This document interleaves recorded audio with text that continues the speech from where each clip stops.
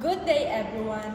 Today, I will be discussing cultural diversity and workplace diversity, especially in the tourism and hospitality industry.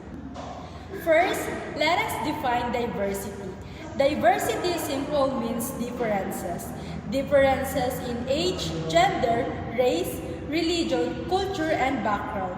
In the workplace, especially tourism, having people with different demographic diversity workplace, this diversity is important because tourism professionals interact with guests from all over the world. Diversity has four layers. The first is personality, which includes traits like openness and agreeableness. The second layer is internal dimension, such as age, gender, race, and physical ability. And the third layer is internal dimensions, like education, religion, income, and workplace. And lastly, we have organizational dimension, which includes job position, department, and seniority. Another important concept is cultural diversity.